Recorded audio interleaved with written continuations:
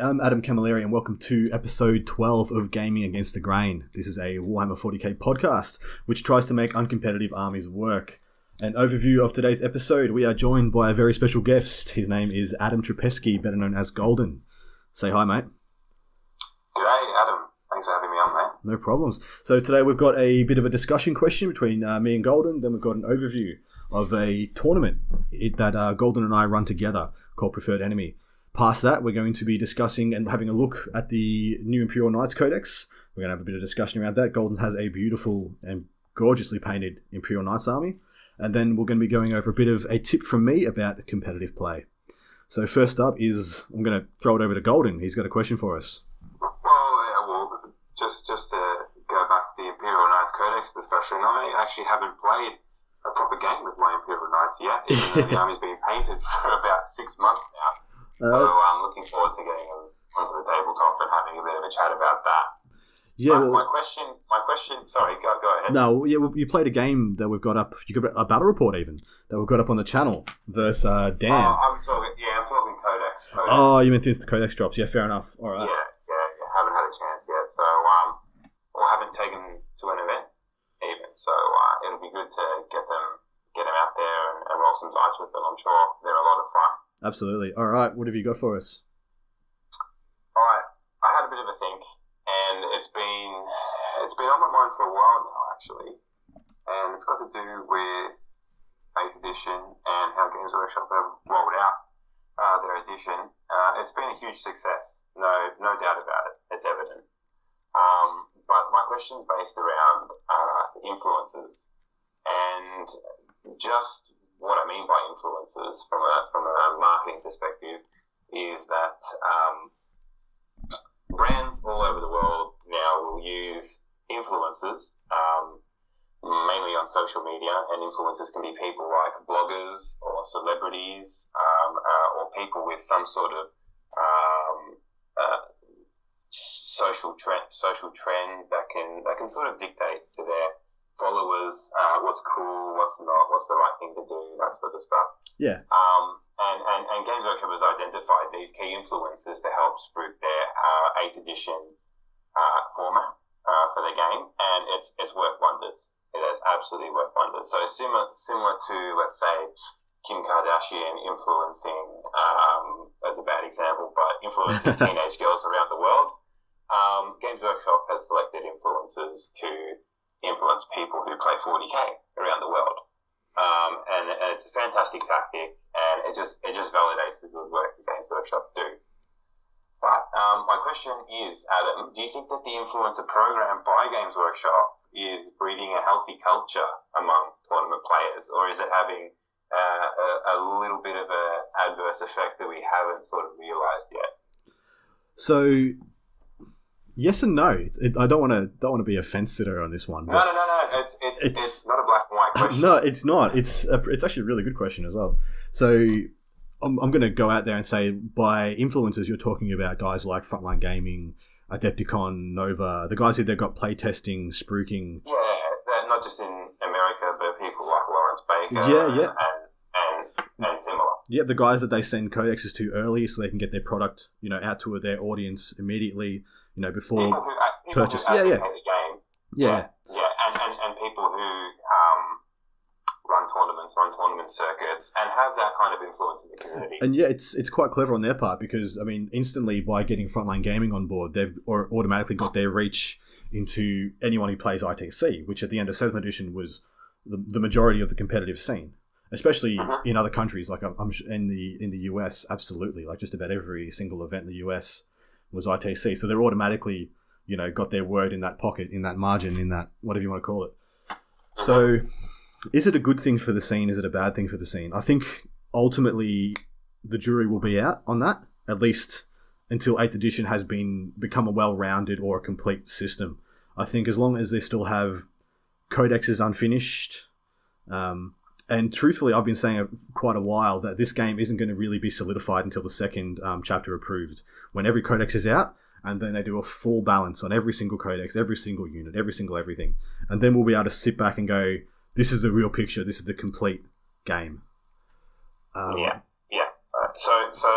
do you think that what these guys are saying is breeding the right sort of culture among players. Have you seen like a culture shift between the few editions that you've played now? Have you seen a little bit of a jump between the culture of players or maybe their mentality going into tournaments or approaching list writing and that sort of stuff as a result of what these influencers have been saying? I couldn't say, like, truthfully, I couldn't say with certainty, because I joined 40k at the end of 6th edition. I was playing fantasy all the way up until it died, and then I played AOS. May it rest in peace. May it rest in peace. And so I played fantasy for quite a long time, and then I jumped into 40k when fantasy died. So that was the end of 6th edition, start of 7th edition. Now, what I've noticed since then, well, firstly, from jumping from the fantasy environment that I was in, which was about as competitive as fantasy was in Australia, I was winning tournaments in fantasy. I was podiuming, getting regular podiums. I was doing really well. But when I jumped into 40k, I noticed a hell of a lot of a shift in mentality, in win at all cost. Well, I don't like to use that word, but it went from, you could even say competitively casual to ultra competitive. And that was the fantasy environment to the 40k environment. Now, I don't know what it was like in 5th edition, 4th edition. I hear it was really, well, people talk about those like they were the golden age. 5th edition was the golden age of tournament play. You're right. Yeah, and look, it sounds like we could be in a resurgence of that, because tournaments are booming, going gangbusters. We've got 360 player events in London. We've got 500 now. Just yesterday, I listened to Frontline Gaming's recent podcast, and they've announced they're going to 620 players for the LVO. So if you want to talk about a possible golden age, we could be in a new one. But as for whether it's going in the right direction, I definitely think that the hype and the excitement and people are getting off their butts to go to events. That's fantastic. Yeah, that's so good for the scene. I'm kind of projecting a little bit with my question, talking about maybe a hypothetical down the road. Yep. Do you think that it may come to a point where the community kind of looks in on itself again and kind of has that self-reflection of, hey, this is kind of where we're at now, who have we become, sort of thing? I definitely think, especially with the advent of things like Twitch and being able to watch top table games at the biggest tournaments in the world, we're starting to see a scene that's getting very polarized by what you can viably take to an event and expect to win it. You can no longer take. I think that's a pretty good answer to the question. I think that's as good as I'm going to get. I don't think the culture as a whole community is changing, but what you're getting polarization. Well, happening. That's exactly right. See, think about the Tony Grappando incident at the what even event was that? It was the LVO. It was this is LVO. So think about that.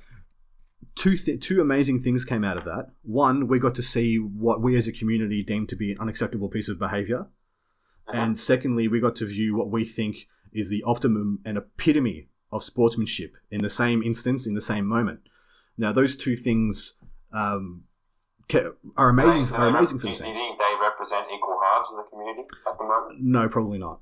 I think, but I think what that does is that just as we're getting the same amount of exposure for players who we don't think are acceptable, who are playing to win, and taking lists that maybe we don't respect, or that they're just taking the best of every slot, which they are. That's what you got to do if you want to win a 500-person event, and you also have to be an amazing gamer, no doubt.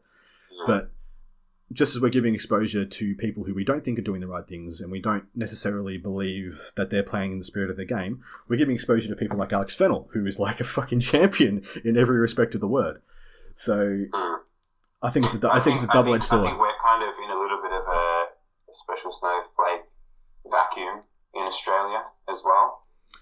We're not subject to what goes on all around the world at tournaments. Maybe that is the norm over there. It's not the norm here. So, due to our low population, the difference between our scene and scenes over there is that if one group or if one section of the gaming community is dominating the scene, they can dominate half the country with just a group of about 10 guys.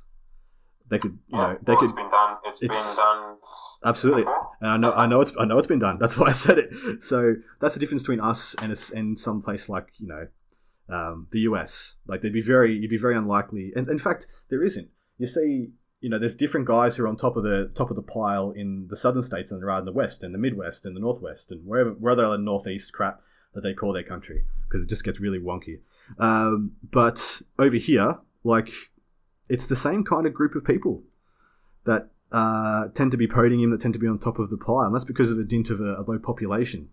So even though CanCon this year got, I think, 180 players, which is one of the biggest events that we've had in this country, it was still kind of the same names at the top.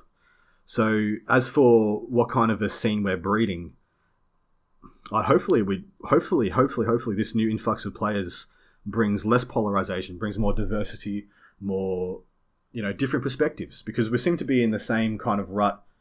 And I shouldn't call it a rut. We seem to be in the same kind of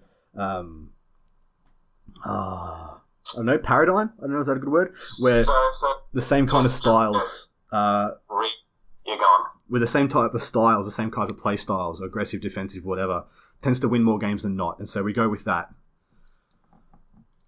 If that makes sense. Just to rewind a little bit and go back to variety, a lot of these influencers have been advocating that it's absolutely fantastic to see so much variety at a tournament now. Absolutely. And I can see that represented and reflected in Australia as well. Yep. However, do you think that variety is still subject to the same list building principles throughout each list? 100%.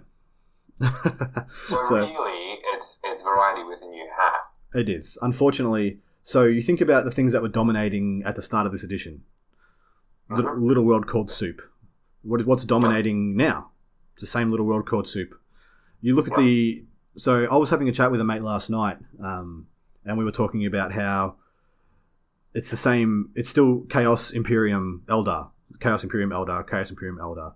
And unfortunately, due to the fact that those three factions can draw on multiple codexes of resources, Tau, Necrons, Orcs, those single codex factions will never be able to sustainably stay at the top of the pile, because those three super factions can just take whatever they have to counter anything that single codex could do, by dint of them having 4 to 5 times more resources available to them. You think of how many books are available to Imperium now. We've got Knights, Custodes, Blood Angels, Imperial Guard, Vanilla Space Marines, soon to have Space Wolves, Dark Angels. That's just one that you can put that, you don't have 3 detachments. All your auxiliaries, like your assassins, which are extremely, extremely handy. So tournament play. You look at poor Necrons and poor Tau, and probably soon to be Orcs, where they only have this one book of resources to pull from. One book of... here's the most simplest way I can do it. Let's say you play in a Maelstrom mission, and Orcs don't have any way to cycle Maelstrom cards. An Imperium player can just chuck in Custodes, and you pay 1 CP and cycle those Maelstrom cards. You automatically have a massive, massive advantage over that player. It doesn't need to be tactical. So not only are you plugging holes with units from a different book to cover what weaknesses might be present in your list, but you're also double dipping into their stratagems as well. 100%, man. That's one of the inherent problems I'm seeing with the game at the moment. If we really wanted to make a huge step towards balancing this game out, I think soup would have to go. And I know people would be crying about that and go off their guts and all this stuff, because it would. But have a think about it. I think soup's pretty ridiculous. It's absurd. In the ethos of what the game is. Well, if you sat down with somebody and tried to explain to them why soup is allowed, I mean, name another game system, anything that has anything remotely close to what soup is in this game. There's nothing that even closely remembers it. It'd be like having grey, white, and brown chess pieces on a chessboard. Having all bishops instead of pawns. Having all rooks and bishops. Exactly. That's exactly what it is, mate. One guy has a standard chess set. The other guy has 3 queens, 4 rooks, 4 Dawn Eagle Jet by queens. Yes. You see, yeah, exactly. So at that level, it's never going to get that kind of a balance where unfortunately, those smaller factions get the representation they deserve. All right, so coming full circle to the end of this question, what sort of message do you think these influencers should be advocating moving forward to assure the prosperity of the scene? So I would love for those influencers to start feeding back to GW, because they've got the two-way radio. We've only got the one-way radio where we get to talk to them. They don't really get the communication back to us. So they need to. So we as a community need to say, hey, this it might not be at an unacceptable level yet, but it's probably going to get there, and hopefully. So just yep. Sorry to cut you off, but just going back to that two-way radio thing, the buck actually lies with them, because if they're advocating that powerful lists and soup and the best combination is the best way to play the game, and because you've designed your army that way, you're going to win tournaments and receive praise. Yep. That's only one message. It is, yeah. Right. So I think the buck really lies with them to maybe just look at it from a different angle. Oh, they totally have a burden of responsibility now. They like if this game goes to shit, we're going to blame them. So, and I know I find it always hilarious when Reese goes on one of his podcasts and he talks about how people blame Frontline Gaming for like the state of the game or whatever. And although I can definitely say, like, at the end of the day, G-Dub's got the final word. If they've given you the power to be of influence over them, you have some burden of responsibility to, send the right message. And I actually truly believe guys like Reese and the Adepticon guys, they all seem to be amazing guys. Every time I've heard them they talk, seem like great blokes. They do. They seem like stand-up guys. So I've got a bit of trust and faith in them that they'll do the right thing for the community. Because so far, 8th edition, firstly, G-Dub is actively trying to balance this game for the first time ever. And we can't be unhappy about that. And more than that we need to give them more than 12 months to do this. So, yeah. But at the same time, we don't need to be passengers here. We're the customer. I think the best, well, not the best, but probably the loudest whistleblower on this topic is a little unrecognised, and I think it is Lawrence Baker when he says that the game is essentially unbound and it needs to be played with more restrictions. The game gets better when there's more restrictions. Yeah. So and I think that's a little lost. That notion is still a little lost with everyone right now, because everyone's just been stuffed into like the rocket launcher that is 8th edition and shot at the barrel. Yep. But I think that notion of we need to start introducing restrictions around the game and around army composition, because even with the beta rules and a chapter approved, the game is still wildly out of control when it comes to army selection. Yeah, well, it's unfair is what it is the best way to say it. Yeah. So here's an example for you. So for those of you who've paid attention the last couple of podcasts, I'm going to ETC this year. I'm representing Australia. I've been lucky enough to get selected for that. Now, if I was to go to my ETC team and suggest that I play a pure Imperial Guard army with no allies, no soup, no nothing, there'd be some raised eyebrows, but they wouldn't go crazy or nuts, or they wouldn't bay for my blood and say, oh, he's not worthy to be here. If I was to go there and say I'm going to play a pure, only vanilla Chaos Space Marines army with no allies, no nothing, they'd probably jump around and go, holy crap, you're insane, get out of the team. So show you the door. But even trying to play a pure Imperial Guard army, which is super strong, super strong, people would raise eyebrows at me. Like, why aren't you taking Colexuses? Why aren't you taking Custodes? Why aren't you taking Blood Angels? Why aren't you taking Celestine? Like, because there's no reason not to. Because they only make you better in every conceivable way for a very small investment.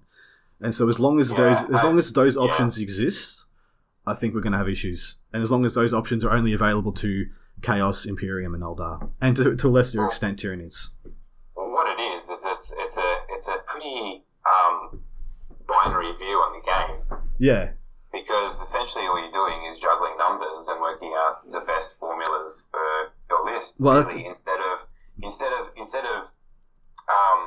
engaging yourself on a deeper level with the game itself, the ethos of what the game is about, and the immersive aspect of what the game actually brings to your playing experience. Yeah. They're major facets of the game that get overlooked when you're just purely looking at the ones and zeros of it. Here's the second best example. I think that chess example I gave was the best one. It's funny how we got into a topic of influences and now we're going on about soup, but let's roll. It's a good discussion. And so you know Magic the Gathering. I think most people, most listeners would know what that is. That's a deck building card game. Now you can buy pre-made decks that are usually good, but far shitter than one you could make yourself, where you put 4 of all the powerful cards in it and all that shit. So a soup army is a deck you make yourself, whereas a non-soup army is a pre-made deck. That's the difference. Your Necron army, your Necron codex. It's not a shit codex. It's good. Same with the Tau one. It can't compare to a pre-made deck though. It can't compare to a deck that gets to pick and choose the best of every slot. And that's the best way I can put it. So we can probably wrap that up, unless you got a closing thought. No, but I just kind of, my question was more to sort of get your opinion on it, if you have an opinion at all, but also kind of plant that seed, and hopefully it gives people something to think about as well, because it's been on my mind for several weeks now. Yeah. And I've been thinking about posing the question to an influencer of sorts, but I might just dwell on it a little longer. So I totally think so far so good with the influencers, but I think they deserve more time. They'll deserve more time. I'll give them more time before I give a final judgment on that, on whether they've been a good thing for the game or not. So far, I'm not unhappy with it. I think they could do a better job, but shit, they could be doing a far worse job. So, and I'm sure it's not easy. Yeah, all right, I agree. Moving on. So we have a tournament that I run with you. What's that called, mate? It's called Preferred Enemy. So not to be mistaken with another podcast called The Preferred Enemies. This is just called Preferred Enemy, and it is a 1750.5 game event. Correct. And where is it held? It's held at the Rosamond Bowls Club, which is right next to High Point Shopping Centre for all you Melburnians who know where that is. Yeah, and for those who don't know what High Point is, that's just a big shopping complex that's built in an old quarry. It's pretty cool. So what is different about our event? So we have a couple of restrictions. What are they, mate? Okay, so briefly we touched on army selection, and I think it's safe to say that army selection is a topic that's pretty close to our hearts. Would you agree? Absolutely.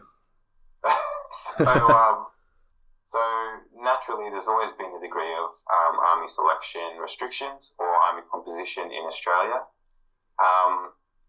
If you ask me why, I wouldn't be able to tell you why, but we in Australia just feel like everyone needs a suitable handicap. Why do you think that is, Adam? I don't know. Maybe it's our Aussie spirit. Everyone deserves a fair go or some shit. I could talk about some crazy patriotic shit or some crap where we just say that we started doing it and now we don't know how to not do it. It might have started out as some sort of tall poppy complex.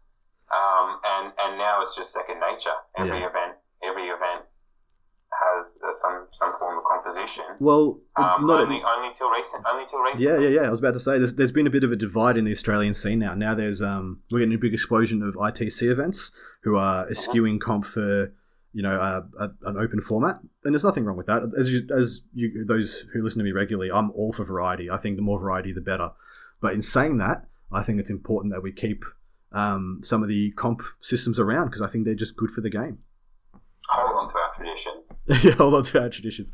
All right, so one of our so just talking about some restrictions. Do you want to go over them, Adam? Yeah, sure. So the first one is mine and Golden's pet hate. Is the Supreme Command Detachment. We have fucked that buddy off. You cannot take a Supreme Command Detachment. There is no reason for that thing to exist in the game. Everyone needs to go to their rule book and find the page that has Supreme Command Detachment and rip it out completely. Just piss it off. Yeah. Burn it, urinate on it, whatever. Just get rid of that page. Doesn't need to be there. You got three HQ slots in a battalion. What do you need everyone only takes 3 in there anyway. Like, whatever. Okay, and no flyer wing is the other one we got rid of. So, and I think that's pretty self-explanatory. Yeah, mostly because Hemlocks. No, we didn't target anything like that. No, it just doesn't really. I just don't think it accurately represents an army on a battlefield at a 750 point limit. Yeah, that's true, and that's fair enough. Yeah. The next thing was that we went from 3 detachments down to 2, so it's only 2 detachments, and it's only single source, no soup. So that was a big call we made, but this is our tradition. This is our 3rd year running this event, and in the first 2 years, it was single codex. So there was no allies in 7th edition. There was no allies matrix. There was no nothing. We just tore it out. It's gone.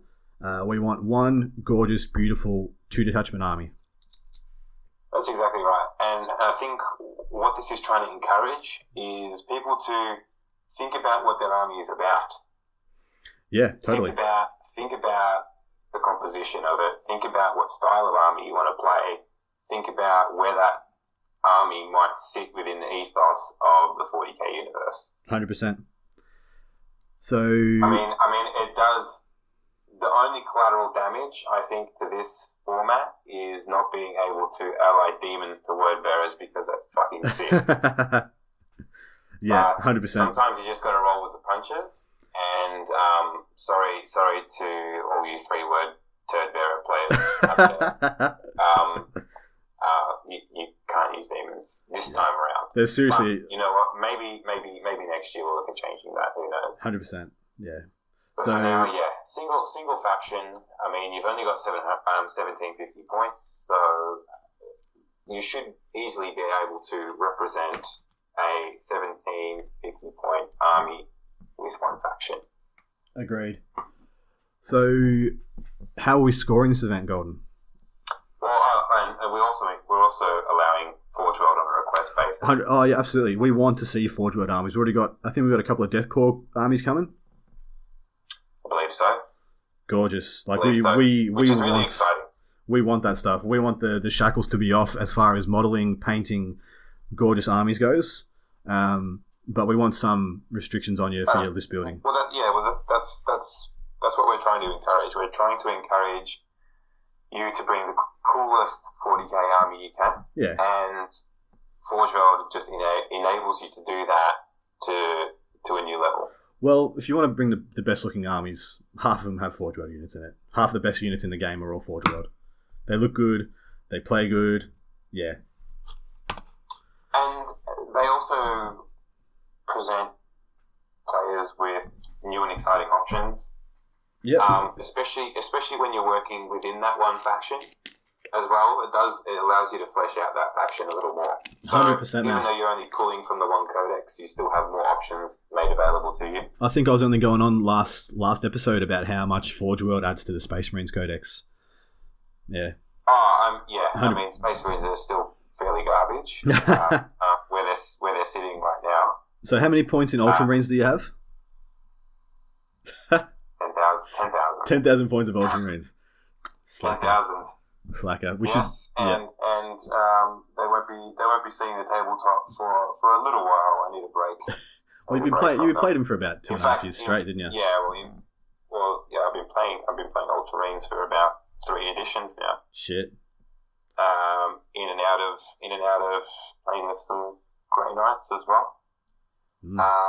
And lo and behold, those codexes have told me to take a break. Awesome. All right. So we're scoring this a bit differently. So this isn't a straight. From what you've heard already, you can tell this isn't going to be a straight battle points or victory points tournament. So we've got a battle comp, paint, and sports portion of the scoring. What is the breakdown on that, Golden? So your battle's roughly half the amount of points made available to you. Yeah. The reason why we made it half is because we think that you as a general should be rewarded for how well you play. And once we get to talking about a couple of the missions, you'll see that the missions are designed to encourage that sort of tactical play that I think is slightly dwindling in this edition. Do you think that's So you think we're losing that in favour of just list building? I think so. I think 8th edition list building has governed the way players play more than players playing the actual list. Yep. Right. But see I can see the list tipping the game in the players' favour. That's not new though. That's more so than what it did last edition though. Well, I was about to say that's not a new thing. I mean, last edition was very similar towards the end. Like with, I think it just seems a little bit more prevalent now, especially considering how fickle the dice are in 8th edition as well. Oh, with the random damages and random meta shots and stuff. Correct, with your random elements. I think mitigating that in your lists and not having the target priority challenges like you used to have. Yep. Favors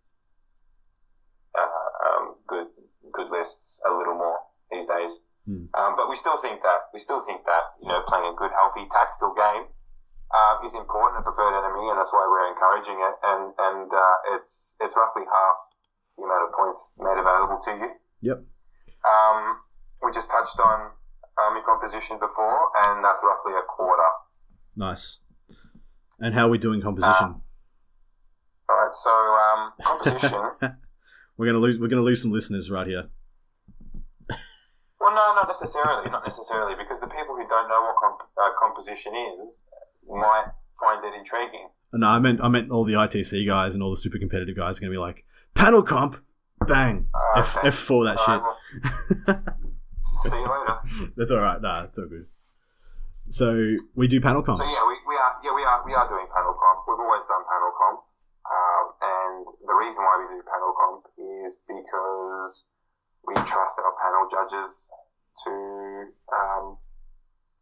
make the right call, and we completely back them in. Nice. So the way we do it is in panel.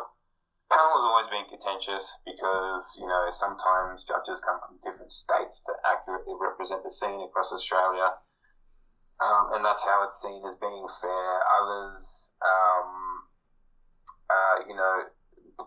blindly judge lists based on a certain criteria, and each judge basically has a series of check boxes that they tick through before they score a list.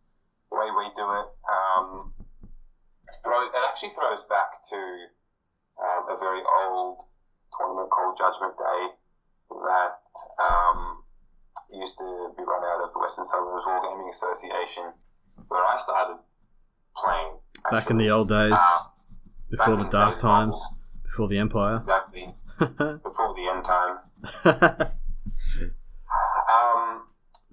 And they actually had a roundtable forum discussion, and they discussed every list, and I was lucky enough to be privy in that discussion, one of the judges, and it completely opened my eyes to how good panel judging can actually be when you've got the right people with the right mindset talking about lists, because what one judge picks up, the other one might not, and what one might miss, the other one might bring to attention. And it's good to talk about lists and talk about how each judge would approach playing that list to get a really indicative score. Yeah. For that system. And look, Golden and I, we've put in a hell of a lot of work into trying to make panel comp as good as it can be.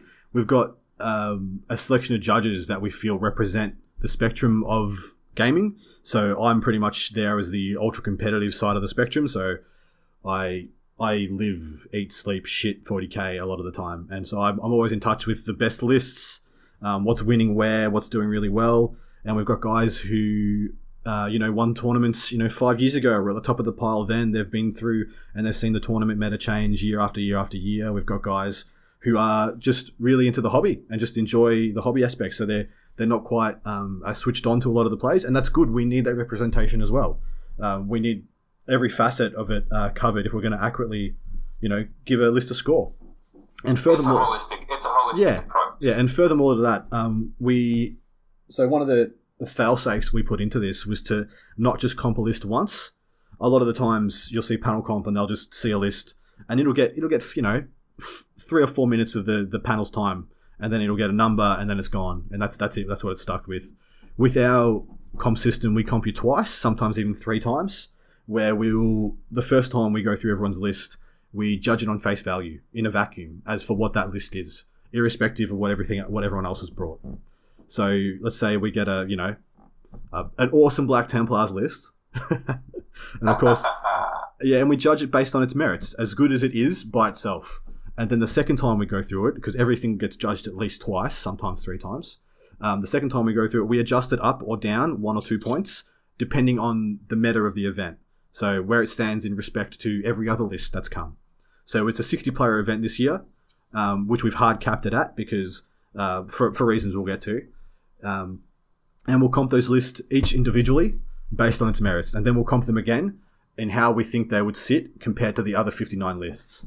And so that's where we try and distinguish ourselves and try to build some more fail-safes into that system, because it can be subjective. And the reason for that is to get a nice bell curve. Absolutely. To get the whole holistic approach down pat, which is something we preach big time. Correct. All right. Correct. So then we've got paint and sports as well. Give us the breakdown of those, mate. So they make up the rest of your points. So that's another quarter of your total points that you could earn. Army presentation is pretty straightforward. Yeah. It's worth 15 out of 15% of the points. Yeah. And look, as long as you've completed your army, as in every model is completely finished, and you've put the effort in, you'll get the points. Yep. 100%. To field, if you're borrowing models from friends and you're fielding a dog's breakfast, well, then you're not going to get them. Yeah. But for the average, there's no excuse for the average 40k player not to score all the points available to them in the tick and flick system. And then we also award bonus points to the top 5 armies at the event. Yep. So you can get up to 30 points. So 25 and you're kicking ass, and then the top 5 armies will get an extra 1, 2, 3, or 5 points. Yeah. So if you get 30 points, that means you're the best presented army there. Correct. 29, the second best. 28, third best, etc. Okay, let's hit some missions. So, give us one of the missions goals. All right. Well, we did enjoy writing the missions this year. Yeah, like we always do. Always and do. We have a good think about them. So we like to try and try and toe the line between keeping things simple but adding enough flavor and enough tactical depth into it that there's a lot to do in one mission without it being, multi-layered, like, Eternal War, Maelstrom, kill points, stuff like that. Yeah, because that grinds on you pretty hard. I know it grinds on me pretty hard, especially by the end of the day when, all you want to do is finish a game and have a beer and play preferred enemy trivia while watching the footy. But I think all our missions encourage you to think differently, game to game as well, which we like. Nice. So, are there any missions that take your favour, Adam? How about the Noose? Well, that's a new one that we've written. Yep. And it's a bit of a favourite from what I'm hearing. Tell us more. We do encourage. Like we release these missions early as well, and it gives players a chance to play test the missions, as well as design a suitable army for the missions as well. And that's something that we take into consideration when we write the missions. We write the missions to encourage you to bring a healthy army.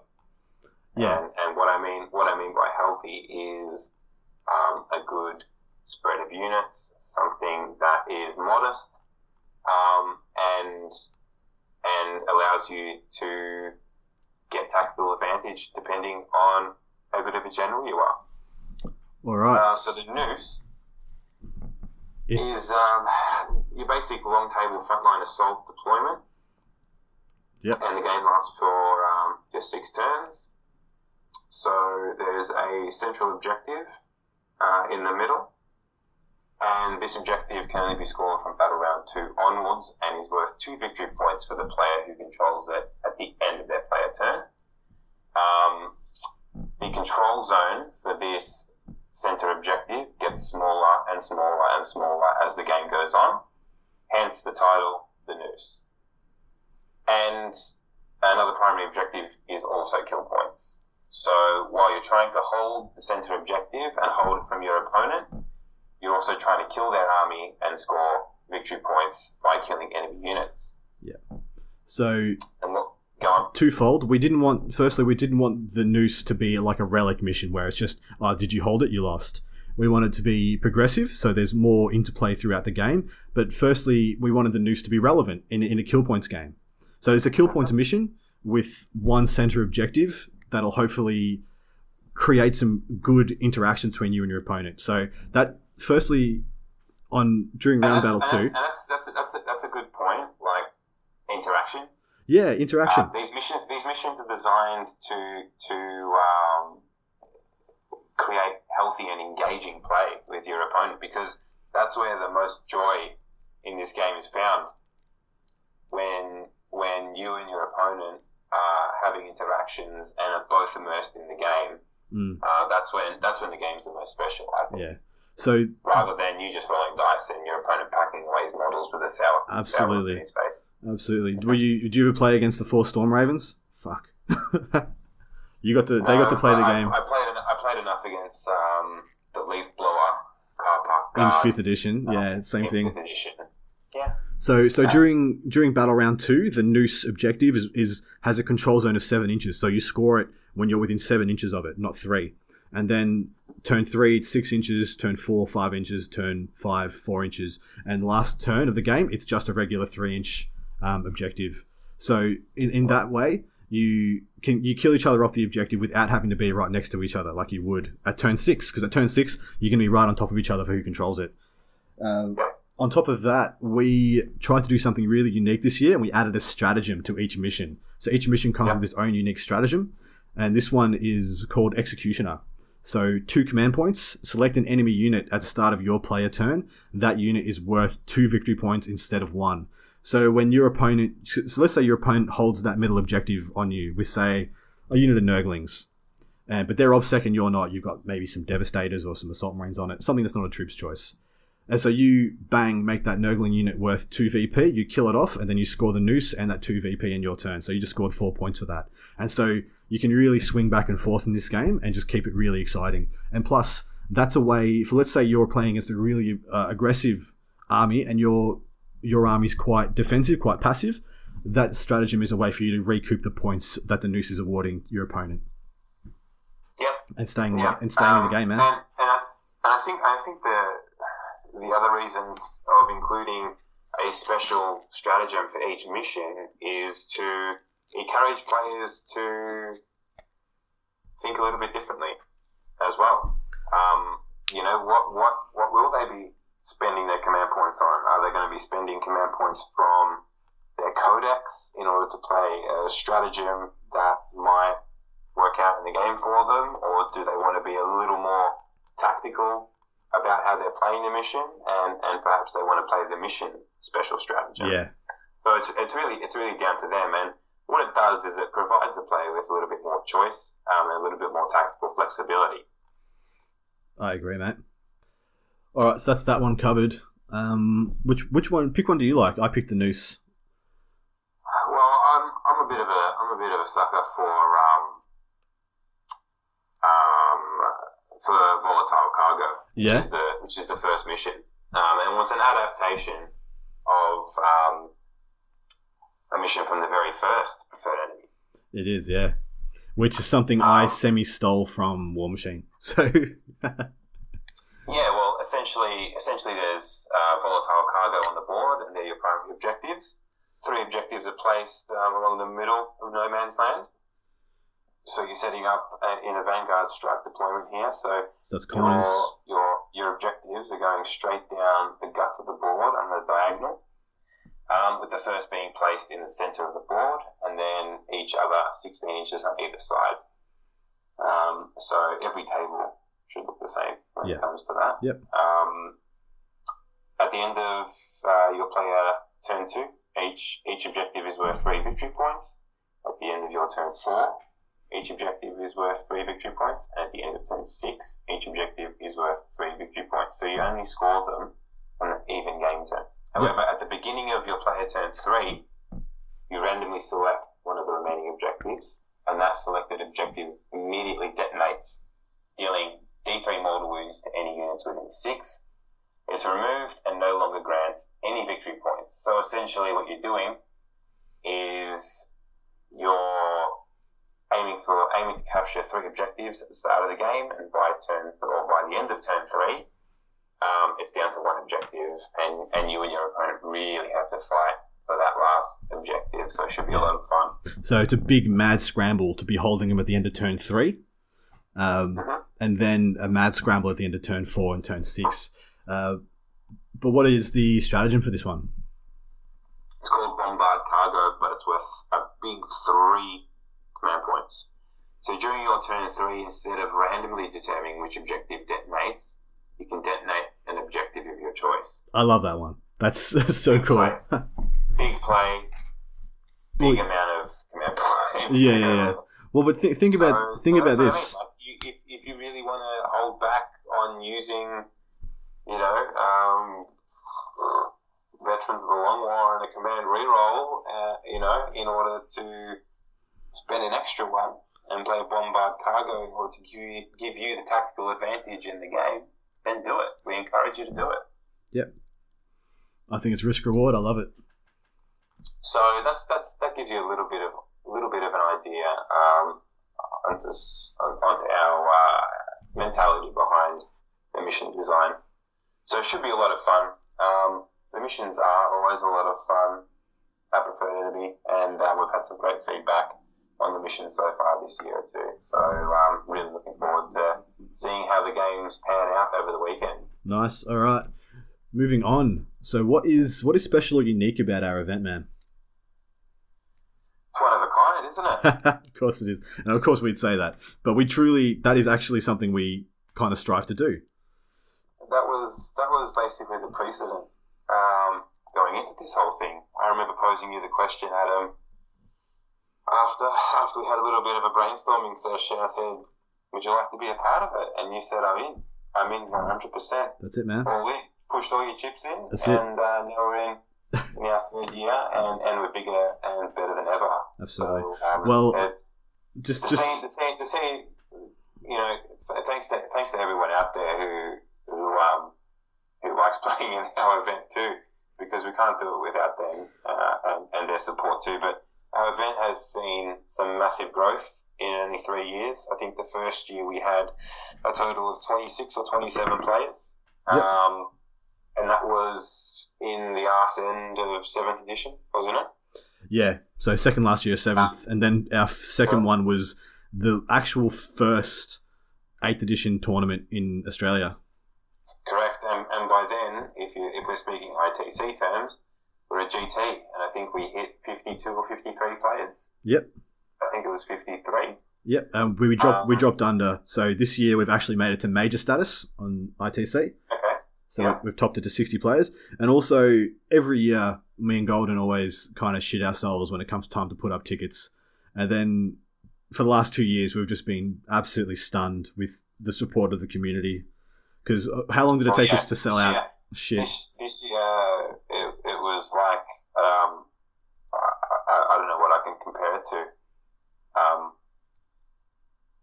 Like a Tool concert being on sale. Like the tickets just got snapped up straight away, and we sold all 60 tickets in about 2.5 days, which is pretty crazy for tournaments in Melbourne. So under 72 hours, and we sold out. It was craziness. Yeah, it's completely crazy, and it's a great sign for things to come. So we've had to And look, we could have sold more. Sorry to all the people who missed out or are sitting on the hot seat on the reserves list, waiting for someone to drop out. But unfortunately, we can't go any more than 60 players because our venue just simply doesn't allow for that to happen. And I wouldn't allow that to happen either because that would mean we need to make more terrain, and that's not going to happen. So one thing that's a bit special about PE is that Golden and I make pretty much all the terrain ourselves for this event, and we try and make the highest quality bespoke terrain that we are capable of making. So one of the big selling points that we think about PE is that we try and build the highest quality event that we are capable of putting on. So at the end of the last 2 years, we've put our player base to a vote. Would they prefer us to open the floodgates and just see how big this event could get, or would they prefer us to put a hard cap on it and try and build the biggest and best quality experience we can? And for the last 2 years, our player base has said no, keep it small, boutique, and make it the best possible event we can do. And so we've done that. And that's kind of what it's become. It's become this special boutique tournament that everyone's really keen on. It's great. So have you've heard of the SN? What are they called? The ones over in Gibraltar. Really. His name is Stephen Paddle. Yeah. I've heard him on 30K. Battle reports and stuff. Yeah. He's got fantastic looking Imperial Fist and Iron Warriors. Yeah. So we're trying to do something similar to that. We're trying to make our events small, bespoke, one of a kind. I mean, it's not in Gibraltar. It's in the west. It's in the west. It's in the inner western suburbs of Melbourne. Pretty rough and tumble, but we do what we can. Yeah. All right. So, what is special about this year's PE, mate? Well, look, the location itself is pretty special. I mean, cheapest beer in town. Well, it does. It's got cold, cheap beer. It's got access to the footy on the TV, which is always good. But it's also got our signature preferred enemy breakfast that we're putting on again this year. Bigger and better than last year, guys.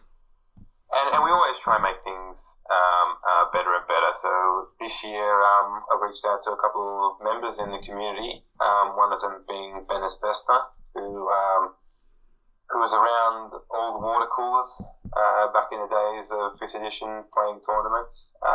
He runs a coffee truck now called Want Coffee, and that'll be serving deliciously hot espresso from 7:30 in the morning onwards on both the Saturday and the Sunday. So all you hungover crazy motherfuckers can get your coffee in the morning. Yeah, well, that's it. Well, I'll definitely need at least 1 or 2 coffees in the morning. But it's good because Ben's a war gamer too. While he's making you a coffee, you can talk shit about Warhammer with him, and he'd love you for it. So it's good to keep it in the community. And who knows? We might be buying him his next army. So.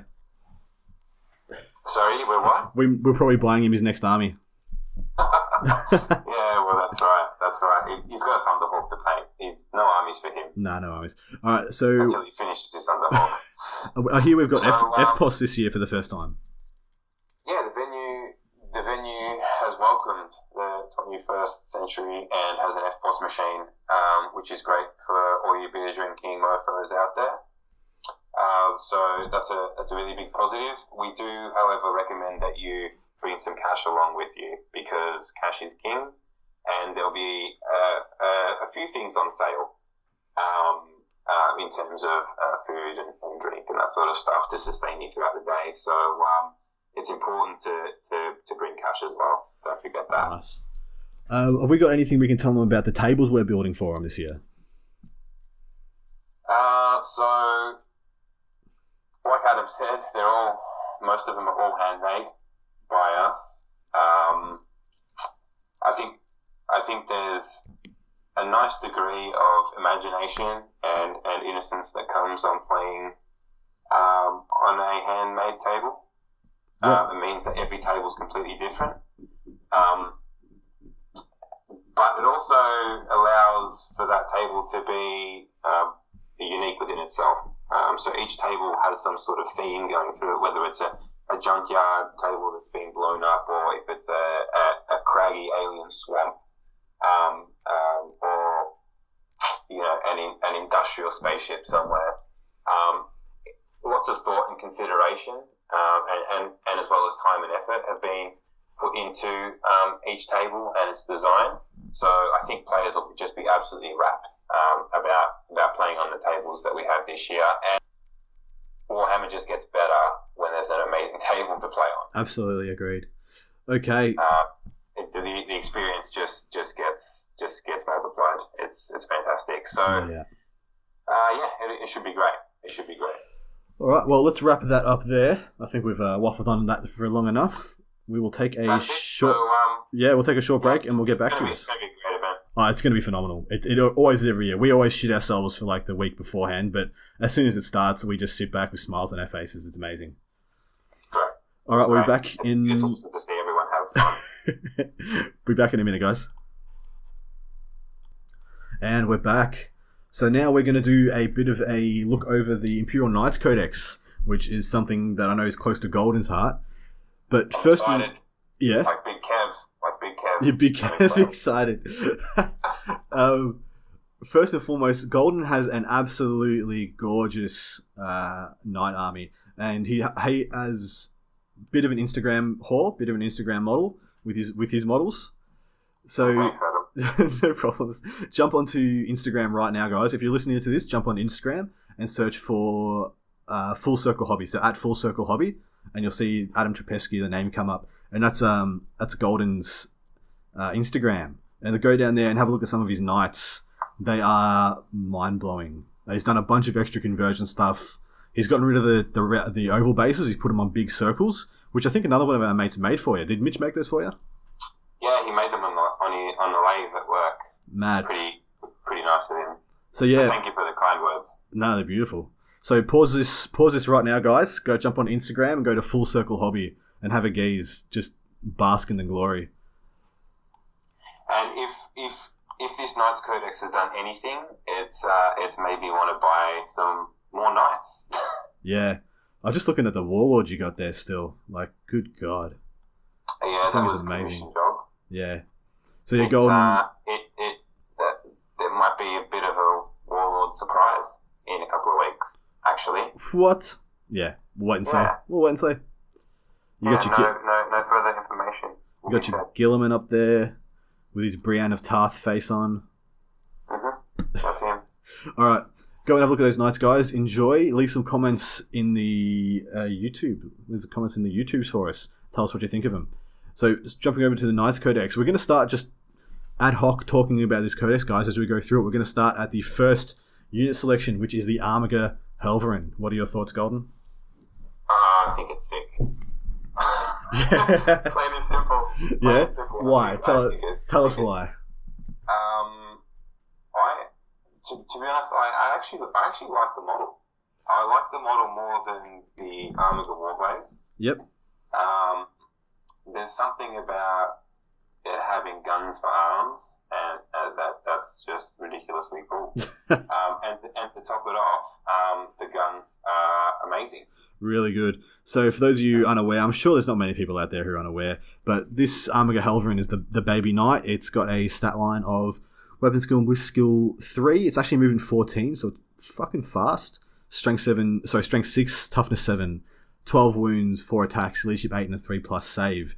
Now, what this puppy has going for it is that it has essentially 2 Predator autocannons. They're called Armiger autocannons here, but they're 60-inch range, so very long range. Heavy 2d3 shots each, so it's got 4d3 shots at strength 7, neg 1, 3 damage, and it ignores the penalty, so moving and shooting with this heavy weapon. That's amazing. It really makes the Predator autocannon look like a turd. It does. It absolutely does. And I'm sure when we get to the points section and I look at how much that thing costs, my 3 killshot Preds will just weep a single tear. I think with the melter gun on the top, I think it comes in at 174 points.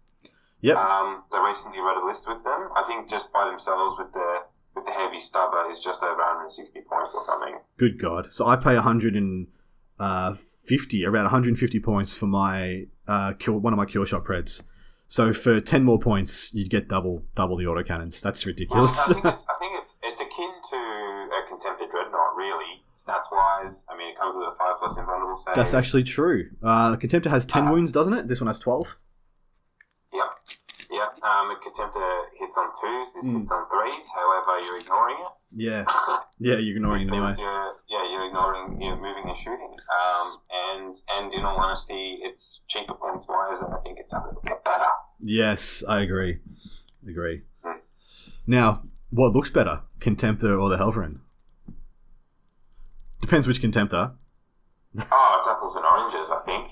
Yeah. Well, if you talk about the Betrayal, I think they both look fantastic. Well, the Betrayal at Calth Contemptor is an absolute. Unless it's the Betrayal of Calth Contemptor, in which case you can grab that sprue and put it next to the Supreme Command Detachment page that you picked out of the book. That's awesome. All right, onto the Warglaives. Let's get onto the Warglaives. Yeah, so same stat line as what we just went over, but this guy has a Thermal Spear, which is essentially a 30-inch Assault D3 multi-melter.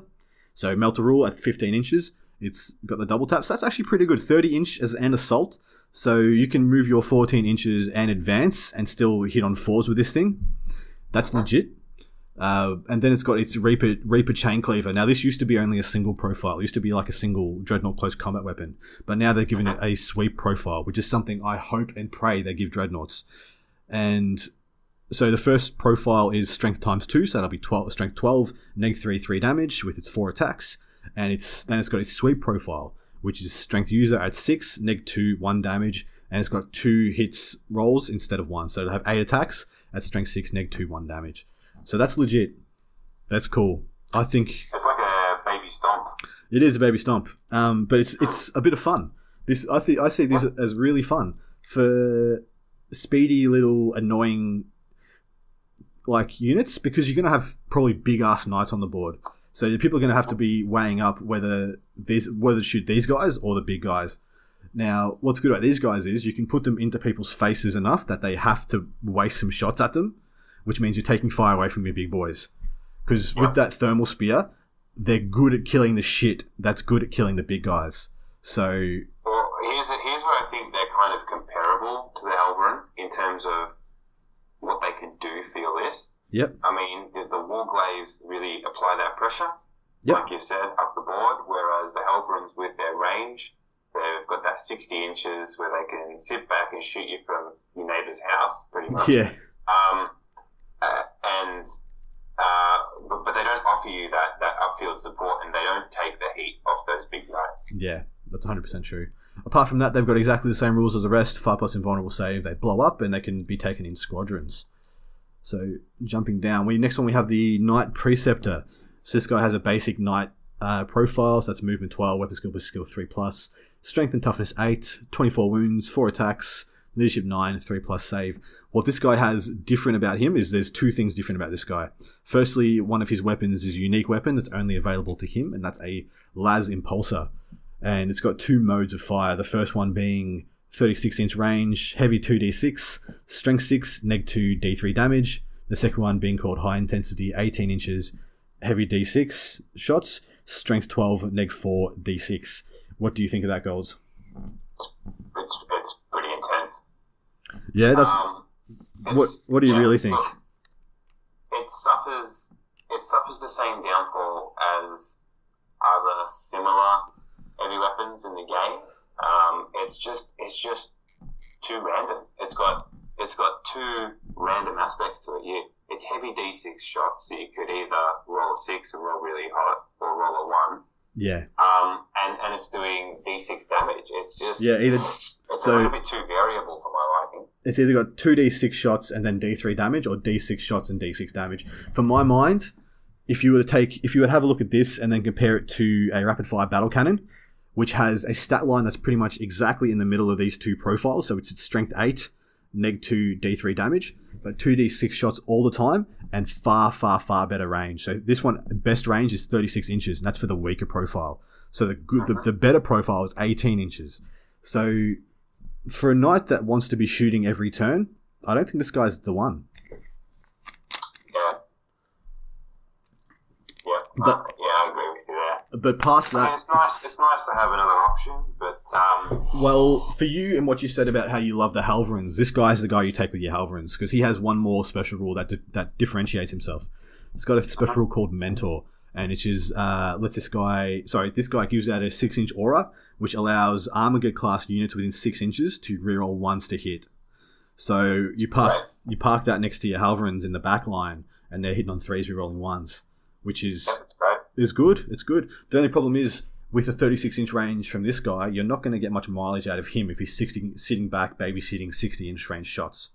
So I see that as a kind of shoots itself in the foot like that. It's a bit contradictory. It's counterintuitive to be using this guy to do that. Yeah. Anyway, unless you choose to run in with the Warglaive, so that's what I was about to say. You're moving in like a bit of a formation, but then you've got too much high damage weaponry at your disposal, and you don't really have that rate of fire that you need. Yeah. All right. Jumping down, we've just got the regular paladin. We're going to skip him. Got the errant. We're going to skip him too. We've got the gallant, and we're not going to skip him. Hey, they're good choices. They're good choices, but you know what they are, guys. They haven't changed. Knight Gallant is the next one. This guy has changed significantly, and so significantly that I think this was one of the best ones in this book. Big call. Huge call. This guy has gone down in points significantly. So this guy is under 400 points easily. I think he's 460 or something, and he now hits on 2s in combat, and he has 5 attacks. So which means he has 15 stomp attacks hitting on 2s, guys. Ho, this guy's tap dancing. He's tap dancing on your face. I like him. That's it's what needed to happen to the Gallant. The Gallant used to be a pretty sad choice, let's be honest. Well, yeah, when did you ever see one? I never seen one. I've never seen one. I think I played against one last edition. I've seen it on the box. Yeah, seen it on the box. That's about it. I always thought they looked cool as well. I thought they were one of the best looking knights. I ended up choosing to build an errant for my army instead of the Gallant, even though I probably like the idea of a combat knight a little bit more. Yeah. Fair enough. But it just wasn't a viable choice last edition. No, it wasn't. I'm stuck with an errant now. Yeah, well, the last edition, the combat knights didn't do anything. Like, just the stomps, just as good. Just like this one. The stomps are just as good. So this one stomps better than everybody else stomps now. So Gallants are good. Yep. I agree. Warden, don't worry about it. Crusader, don't worry about it. We know what they do. They shoot good. Crusaders are still fantastic. Amazing. Absolutely fantastic. And I think they're such a gunboat. The Avengers Gallon Cannon's gone down in points significantly as well, so it made this guy... So's the Battle Cannon. Yeah, so's the Battle Cannon, so it's made this guy quite a bit cheaper. Yeah. I'm not sure he needed that. It was already amazing. Yeah. Mind you, I think he was about 500. If anything, I think he might even get a little bit more dangerous now because your Armigers and your Dominus class are really going to take the heat off him. Oh, totally. If you had one of these, a Dominus... I still think he'll become a bit of a sleeper, I'm telling you now. Yep, I agree. Next one is Canis Rex, which is the special character. Now, things that are different about him is you can't give him a household. He has to be a free blade. So, and he comes with a set of those bonuses and weaknesses. But what's he got equipped with? So he's got a basic knight stat line, the 24 wounds, the toughness 8. But then he's Sir Hector, when his knight dies and it doesn't explode, Sir Hector gets out of the knight and he gets to play around, like Cronus does for Ultramarines.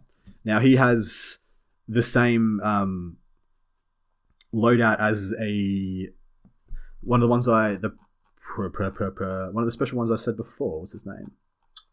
Preceptor. I was about to say Primus, but nah. Preceptor. So he's the same loadout. So he has a fist and he has that las impulsor. But he hits on 2s in combat and shooting. He does. He hits on 2s in combat and shooting. And his Freedom's Hand is a bit different. You want to tell us about that, Gold? So it's a gauntlet, isn't it? It's a fist. His fist. So it's it's a penis. Gauntlets. two times his strength, and it does AP of Ren 4. And it does 2d6 damage, which is big. So when you attack with this weapon, you need to subtract 1 from the hit roll, and you treat any damage rolls of less than a 6 as 6 instead. Yep. And typically with a fist, if a vehicle or monster is slain, you can pick it up and pick an enemy unit within 9 inches of the bear and roll a d6, and on a 4+ that unit suffers d3 mortal wounds as he hurls the carcass. Yeah. But that no less than 6 is a big deal. So it's doing 6 or better wounds. So that's pretty significant. Apart from that, he doesn't really do anything else. Chainbreaker. Yeah, look, I think he's a little bit on the sad side. I mean, Chainbreaker. Why? Yeah, why? You don't need it. Model within 6 doesn't. So what that is? Roll a d6 each time a friendly Imperium model flees within 6 inches of Canis Rex. On a 6, that model does not flee. So that's nothing. It's nothing, man. Like, it's all right. If you're gonna have it, it's better than slap in the face with wet fish. But it's nothing to write home about. Most people will probably even forget it exists. Yeah, it throws up a couple of questions as well. You know, how he can get out of the chassis. Yeah, that's true. Do they count as one unit? Do they count as separate units? One kill point. Happens? If he's your warlord, how do you get the warlord kill? Points. Yeah. Does he give off first blood? Interesting. Yeah. Anyway, we'll move on from there. There's not much to talk about there. We're on to Let's talk big boys. Knight Castellan. Take it away, man. Now, I'm going to stick my neck out here and say that I like this one more than I like the Castellan more than the Valiant. So you're going against the trend. For those of you who aren't aware, pretty much everyone is unanimously saying, unanimously losing their shit over the Valiant. Oh, yeah. Tell me why. Yeah, but remind me of the name of this podcast. Gaming Against the Grain. Yes. Okay. Gaming Against the Grain, and that's the way we like to do things. Now tell me a story. Look, the only reason why, just to take it away from Castellan, the only reason why I like the Castellan over the Valiant is that I like the idea of the harpoon. I just don't see the harpoon working when you need it to. Yeah. And once you shoot the harpoon, you're down a whole weapon. And I think that's where the downfall of the Valiant is. You just don't get that consistency out of it. I mean, the odds are against the Valiant, but if it strikes true, it can be absolutely devastating, and I get that. Just not the way I like to play. I like to put less of my eggs in the basket, so I prefer the Castellan. Nice. And I like the Volcano Lance, bro. It's pretty cool. And what a name for a weapon. Well, yeah, it's a baby version of Volcano Cannon, isn't it? Yeah, mind you, that you'd see on a Titan. Mind you, the name Plasma Decimator is pretty fucking cool too. It reminds me of the Plasma Cannonade of the Deredio. Yeah, that's true. It's of a similar ilk. Not as good as the Deredio, I don't think. Only because the Deredio hits on threes and can pop a stratagem to reroll ones. Except this one has twice the range. It does have twice the range. Yeah. And it is heavy 2d6 as well. Instead of straight 5s. However, I do hate units with the fly keyword, and the radio is absolutely awesome at taking out units with fly. That is true. So look, it's akin to the Plasma Cannonade, which I rate absolutely highly in this edition. So I still think it has a place, the Plasma Decimator, nice. on the Castellan. And look, I think it's a profile of weapon that you don't really get on the rest of the Knights as well. The Decimator? Yeah. Yeah, it is. You're absolutely right. I mean, the closest thing, like I said before, is the rapid fire battle cannon with the same 2d6 shots, the same strength 8, but neg 2, not neg 3, and this one has flat 2 damage, not d3, so it's far more reliable at getting through armor and dealing the same amount of damage, bankable damage. I don't like that consistency. Absolutely. Tell me, what do you think about the shield breaker missile? I think it's a contentious weapon. In what way? Is it contentiously good or contentiously bad? Don't know yet. People have been talking this thing up, but I don't know. Well, you know about the stratagem, yeah? Tell me about it. So there's a stratagem that lets that shield breaker missile shoot at a character regardless. So essentially get the sniper keyword and be able to shoot out of line of sight. So 48 inches, strength 10, neg 4, d6 damage, ignoring invulnerable saves, shooting sniping characters, and does not without needing line of sight. So that's what makes them good. That makes them. So how many wounds? How many wounds does your chapter master have? Chapter masters have 5 or 6. I think they got 6. I think they got 6 too. So you need 2 turns pretty much to reliably do this. Yeah, I think I'm just going to be burning command points on rerolls just to try and kill a character. Mate, I think it's a little bit of a trap. Unless your strategy is to knock a few wounds off early. Oh, see, I don't think you should. And then have your character, have that enemy character a little more resilient in the end game. See, I don't think you use this to try and kill chapter masters. I don't think you even bother. I think you try and take away, small psychers like librarians. You try and take away. Oh, come on, Adam. Who takes a librarian? You try and take away the chapter ancient with the banner rather than trying to go for the chapter master. You fuck up that Farseer. That's what you want. You're fucking right. You fuck up that Farseer. Screw that guy. They deserve it. They do. They all have it coming, man. Slash is going to get him. Going to get them all. But stuff like that, like not the big. Don't go for their warlords, the guys with the big wounds and the big saves and well protected and shit. You go for the things that are going to cause you immediate danger, like little linchpin units, stuff like that. Anyway, so the Volcano Lance that has D6 shots at strength 14, neg 5, 3d3 damage, and it rerolls failed wounds against Titanic units. So I really like that profile. 3d3 damage is I like it. So reliable. So we're talking about the Lance, what was it called? Las Impulsor. Yep. Before. Yep. And about how it was too random. Yeah. This has two random elements as well. It's heavy D6 shots, but it does 3d3 damage. Yeah. It's got a minimum damage. Check out that goddamn range as well. It makes it more reliable. Check out the range on that bad boy. 80 inches. 80 fucking inches. Right. APOC games, man. Just in case you hit a shadow sword on the next table. Yeah. So I really like that. I really like that profile. I mean, heavy D6. That's the roll you save your command point for in the shooting phase. You get that one, stuff that. But yeah, I like this. Now, big knights, they have 4 more wounds than the standard knights. They've got 28 wounds, not 24, and they explode super good. So I'll just read that out for you. If this model is reduced to 0 wounds, roll 2d6 before removing it. If you roll a 6 on either dice, it explodes, and each unit within 2d6 suffers d6 mortal wounds. If you roll double 6, if you roll 12, 2 6s on those 2 dice, you hit everybody within 3d6, and they suffer d6 mortal wounds. So I think that's sexy as.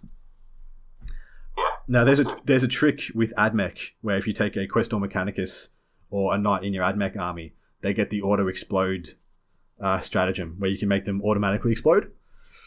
That could be tasty. Just running like a 1 or 2 wound like Knight Castellan into someone's army and going, "Please kill me, please kill me." Yeah, well, you hope it runs far because when it's only got a couple wounds remaining, it only moves 4 inches. I know, it's bad. So you'd have to advance it to try and get it out there.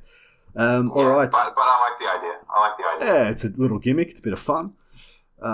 Did we go over what the Plasma Decimator was? I'll just hit it really quick. Actually, no, we already did. We already went over it. Never mind. Apart from that, it's got 2 twin siege breaker cannons, which are auto cannons. So strength 7, neg 1, but they've got D3 damage instead of 2. And they've got heavy 2D3 shots. So this guy's going to have 4d3, strength 7, neg 1, d3 damage shots. So that's pretty legit. Oh yeah. It's a nice secondary weapon. or third or fourth weapon. It's got weapons everywhere. All right, onto the Valiant. Same toughness 8 with 28 wounds. Okay, let's talk about the second elephant in the room. We'll get to the big elephant in the room in the middle in a minute. The conflagration cannon. Tell me about it, Golden. All right, so I've got an archer one painted up for my knights, and I thought that flamestorm cannon was fucking awesome. But this one's like a level above it. Yeah. It's got a range of 18 inches, like most of the torrent flamers in the game. It's heavy 3d6, the amount of shots that it's getting. Strength 7, rend 2 damage, and it automatically hits. It's so crazy. 3d6 shots. It's bonkers. 3d6. It's crazy. So you're getting, on average, 11 out of it, which is great. I mean, what are you not absolutely brutalizing? I mean, there's not many units in the game that you won't wipe, and there's only a few units in the game that'll bounce that off. I mean, units are like 40 cultists, 30 cultists, termagants and shit are the only things you're shooting at that aren't going to give a fuck. Everything else is going to be like, oh my god, we're all dead. So, on top of that... I think this is where the Valiant balances itself out a little bit, where I see the harpoon as a trap. Yep. The flamer kind of makes up for it. Fair enough. I think it does too. I think the range hurts it though. I mean, it's got two 48-inch weapons, that being the same shieldbreaker missiles and twin shieldbreaker cannons that the other knight has, but neither of its main weapons operate outside 18 inches. So, I don't know. I feel like a knight of this caliber... So, okay, so I'm going to go really tactical for a minute. Let's say you're playing Hammer and Anvil. You can deny this thing shooting its main weapons for 3 turns, maybe even 4 turns if you backline. Absolutely backline. Because this thing's going to move 10 inches, and it's unlikely they're going to want to advance, wasting the shieldbreaker missiles and the cannons. So you're going to be 24 inches away, deployment zone to deployment zone, and in your deployment zone is 12 inches long. So if you backline and deploy in like the back like 6 inches, you could easily deny like 2 turns of shooting out of this thing, which is enough time for you to handle 1 or 2 other knights and then start crippling this one. So that's why I see this one as being a trap in some missions, but it's pretty amazing still. It is. It's fantastic, and it's that ultimate pressure unit, isn't it? Where people used to fear Thunderhammer Storm Shield Terminators in Land Raider, Redeemer rolling through the center of the board. It's been a long time, man. In days of old, this will be similar to that. It is. It's big. It's scary. It's dangerous, and it'll hit like a Mack truck if you let it. Now this next weapon, when I first heard about it, I'm like, surely that's one use only. Surely, I mean, how do they think this thing reloads? Has it got it on like a cord, where it's just like a bungee jump cable? They shoot this thing out and reload it again.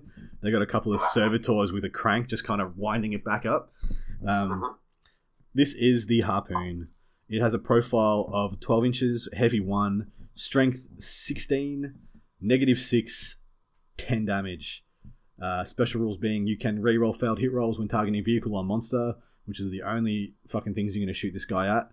And in addition, if you did not kill what you shoot, they suffer another D3 mortal wounds. So this thing's if this hits and wounds, it's always doing a minimum of 11 wounds to something. So you don't like this thing? You think it's a misnomer? You think it's a trap? I do. I think it's a trap. Yeah. I know it'll be a trap if I try to use it, because my dice will just abandon me every shot of the harpoon I take, and I'll end up burning more command points than I need to reliably shoot the thing. Yeah, 100%. And realistically speaking, it's an anti-tank weapon with incredibly short range. That's another thing. 12 inches.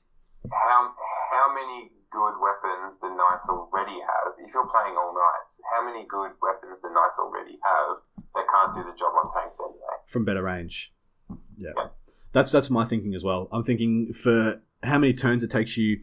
So look about it like this: a rapid fire battle cannon and that plasma decimator will both have been shooting for 2 or 3 turns before this thing shoots once. Yep. So they could have shot and killed 2 or 3 more things than this thing will ever have the chance to.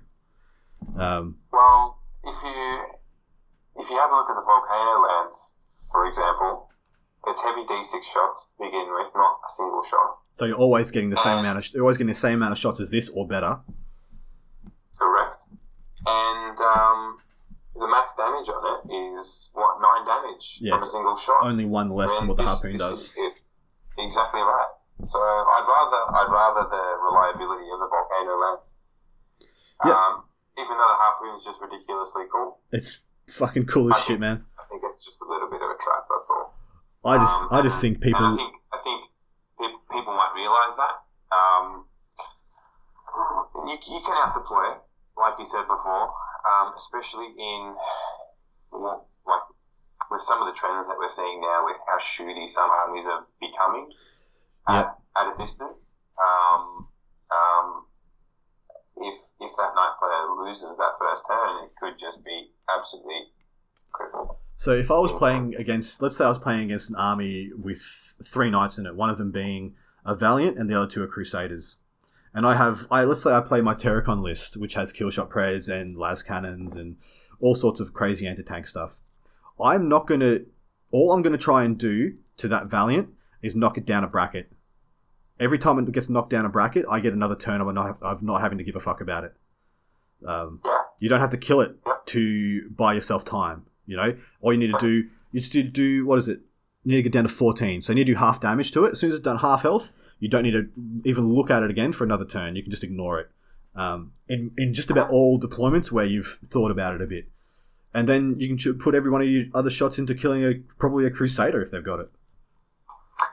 Yeah, so, look, it's not as easy as just saying, I'm going to take a Valiant and it's going to do awesome every game. Yeah. I think it'll be something that you'll have to design a list around, and it'll have to fulfill a role in your list as well for you to get the most out of it. Now, what we said before about the Armiger Warglaves, maybe 6 Armigers running up the board in support of a Valiant, and them just getting in there and clogging you up.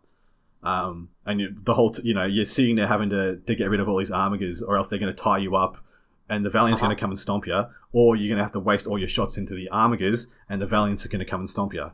So stuff like that, I see as really viable strategies for the Valiant. Okay, moving on. We're not even going to talk. We had this little moment where we had a good look at the Sacrosanct Forge Shrine. We both decided it was absolute trash, and we're moving on. It would be. I just think just using a building or a structure or a formation in something outside of a narrative game just feels a little bit dirty for me. It wouldn't be dirty if it was good. It's crap. You have to give up a whole. Not dirty as in like a dirty tactic, or it just feels unclean to bring a fortification or a building to a tournament game. It just feels weird. It's like in some ways, like stuff like bastions or Aegis defense lines that will be scattered around just about every battlefield that in the Imperium. I find those fine. Stuff like that one though I find weird. For like fluff reasons, a knight army just happens across a perfect piece of scenery, a perfect building that's configured to repair them or reload them. It's got just massive missiles sitting around there to reload their guns and all this stuff. But they just happened upon it. You don't know enough about the STCs that were lost in the Dark Age technology. I'm sure you've got them all listed down.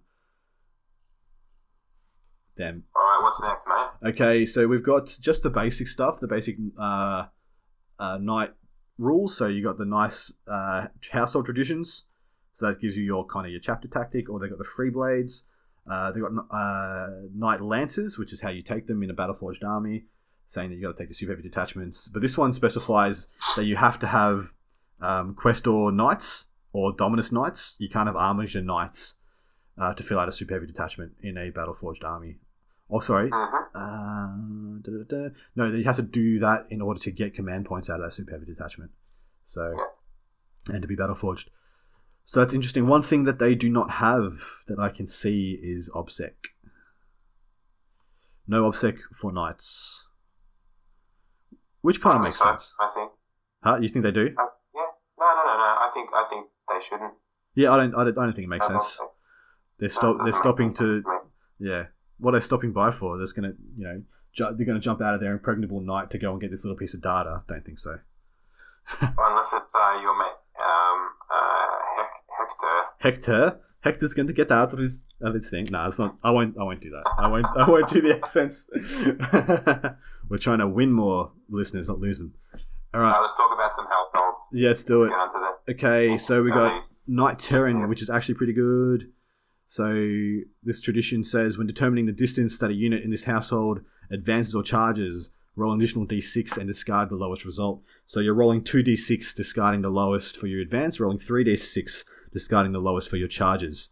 That's pretty strong. I wanted to use this in a... So how I've always said from the start of this podcast that I'll always run the majority of my army as being Black Templars? Well, funnily enough, you can fit 3 gallants under 1,000 points, and then I can have 1,001 points of Black Templars. So 3 Knight Gallants of House Terran running up the board, rolling 2d6 for their advances, 3d6 for their charges. I thought that sounded pretty cool to me. You want to do the next one? Do it. Yeah, I should totally do it. They would look so cool in Black Templars colours. Red, black, and white and gold. They'd be so hot. Model up some like knightly livery for them. Maybe a couple of old wax candles on their carapace. Something like that. That'd be mad. Tell us about Hawkshroud. Should I talk about Hawkshroud? Okay. Models with this household tradition double the number of wounds they have remaining for the purposes of determining what characteristics to use on their damage table. That's fucking good. That's fucking really good. So that means you have to be down to about, I think it was 4 or 5 wounds before you actually lose any efficacy, before you actually degrade. That's amazing. Oh, yeah. That's absolutely amazing, actually. Yeah, that's really strong. Especially late game. Oh, absolutely. Absolutely, man. When every wound you got on a knight counts. It's really good. All right, House Griffin. Add 1 to the attacks characteristics of models with this household during a turn in which it charged performing heroic intervention. In addition, a model with this household tactic tradition can perform heroic interventions as if it were the character. That's pretty fun. Yeah, I think there's something to get out of House Griffin. Yeah, I think so too. Yeah. Well, this is the best one, no. Nah. But can you use it to your advantage? Yes. Totally. If you're smart about it. Well, the way I'd do that is I'd probably be more inclined to run Warglaves in that one, having them support another army. So detachment of Warglaves and have them support like my Templars. And so they're intervening in support of my Templars if anybody's trying to play aggressive into me. I think that'd be pretty cool. Yeah. All right, House Camdus, Hunters of the Foe. Reroll wound rolls of 1 in the fight phase for attacks made by models with this household against units which only contain models with a wound characteristic of 12 or less. So you're beating up the little guys real good. So you're pretty much winning on 2s already. So you're rerolling 2s, rerolling 1s against usually basic infantry in some vehicles. Yep. Fair enough. Yep. What's the next one? Get the job done. Yeah, I don't think you need it. Mortan. Close quarters killers. Add 1 to their rolls in the fight phase for attacks made by a model with this household tradition during any turn in which it was charged or performed a heroic intervention. That's cool. Solid. Well, it mitigates some of the strongest stuff in the game with all the neg 1s to hits, but it's only in the fight phase. And most of the neg 1 to hits work in the shooting phase. It works with gallants. That's true. Have you noticed something? Anything else? I just noticed something, which I probably knew the whole time, but there's only one stratagem, there's only one house or tradition there that isn't screaming play assault armies. That's Hawkshroud. Every single one of those is saying, run and charge better, attack better, attack better, attack better, attack better. Only Hawkshroud is saying, hey, we'll work no matter what strategy you've got. I like that though. Yeah, I do. I like that too. I think Knights, they've got enough shooting. They need to be represented elsewhere on the battlefield. So I think encouraging people to run them into combat is well, for starters, it's what they fucking do in the stories. Yeah, 100%. And yeah, it goes back to that notion of encouraging that engaging play. when you're making positive movement throughout the battlefield and not playing that negative turtling sort of style. Yeah. All right. Next one, House Raven. Tell us about it. All right. This is from the Questor Mechanicus. Models with the household tradition do not suffer the penalties to their hit rolls for advancing and firing assault weapons. Like your Melter Lance, for example. Yep. Furthermore, during a turn in which a unit with this household tradition advances, all of its heavy weapons are treated as assault. That's really good. I think it's good, man. I think that's good. I like that a lot. It's good, and it just makes your lists. It takes your list to, almost a different dimension. It makes it a lot more maneuverable. Absolutely. And especially if you're playing progressive style Maelstrom missions or something like that, and it'd be a really good one to use. So the way I see that working best is when you want to take your half shooty, half combat knights. So you're taking your errants, you're taking your paladins, you're taking those guys. So you're getting the best out of them for what they do. You're advancing, you're still getting to shoot, but you're getting close enough to use your combat weapons as well. So I think that's really good. This is the household where you probably upgrade those heavy stubbers on the chassis to be melter guns. Yeah, so you get to shoot them when you advance. Absolutely. Well, and you'll be and without penalty. Exactly right. That puts you in double tap range. Yep. I think that's good as. Will help you get into double tap range too. So that's pretty good. I think that's pretty good. House Crest, Cold Fury. You can reroll failed hit rolls in a fight phase for a model with this household tradition during any turn in which it was charged. Heroic Intervention. In addition, you can reroll all failed hit rolls in a fight phase for a model with household tradition against Titanic units. So this one is saying go after the big guys. But even then, like rerolling all 2 hit rolls in the fight phase when it charges. So that is just straight up better than the one that gives you +1 attack when you charge. So they're pretty much the same thing. This one is giving +1 to hit. I'd rather +1 to hit than +1 attack. Although, wait a minute, no, +1 attack for when you tap dance, that's 3 more attacks. So that's significant. It'll also dictate what sort of stratagems you can use too, right? Because you've got your ones that work for Questor Mechanicus, ones that work for Questor Imperialis, if I'm not mistaken. Yeah, totally. There's a range for both. All right, Tyrannus, tell us. Tyrannus is the one I'm actually thinking about using for my army. Yep. You roll a dice each time a model with this household tradition loses a wound. Unless that wound was lost as the result of a mortal wound, on a 6, the wound being rolled for is not lost. So essentially it's a 6 + 2 and no pain. On knights, what we're saying, this adds 4 to 6 wounds to each knight across the course of the game. That's 17% more or 16% more durable than what they currently are. And I think with the style of list that I want to go for, where I spread my threat across my whole army, the kind of way that the Western Bulldogs spread their threat in the 2016 Premiership year, that'll complement my list well. Yeah, where no model or unit will outshine the next one. Yep. So I think making the whole list more durable as a whole will be a good sort of fundamental household to complement my list. It's gaming against the grain as well, brother. You're not taking the big powerful ones. I'm not, bro. You're taking the Black Templars of the Knights book. Congrats. Yeah, man. Yeah, I'm gonna make it work. I love it. All right, House Volker, Firestorm Protocols. Reroll hit rolls of 1 for a model with this house tradition whenever you are resolving an attack with a ranged weapon that is targeting the closest enemy unit. So I think that's pretty cool. I was actually tossing up on this one as well, but I think Omnissiah's Grace just feels right. No, whatever feels right, man. Like, I think that's the best thing to do with your hobby. Does it feel right? Then it's probably right. That's exactly right. If you're compromising what you believe in and what you love about the game to, I don't know, play a certain style or get a certain model and stuff, what are you really doing it for? Like, it's your hobby. It's supposed to be enjoyable in every sense of the word. Yeah, that's exactly right. And having said that, House Volker is pretty strong. In respect to the Questor Mechanicus household traditions, I think it's pretty good. Nice. All right, let's go on to some of the stratagems. So we're not going to talk about them all, guys, because we're already hitting the an hour and 40 minutes section, this is probably going to be the longest podcast I do. It already is the longest podcast I've done, but we'll just touch some of the nice ones. So rotate ion shields. Now this one is getting a lot of attention, and rightly so. So this is one CP or 3 CP. Use this stratagem when an enemy unit targets an Imperial Knights vehicle from your army that has an invulnerable save, which is all of them, and you increase that save by 1. So those ion shields will go from a 5+ save to a 4+ save. The reason it's got a 1 or a 3 CP is that it costs 3 CP to do this on a Dominus class knight.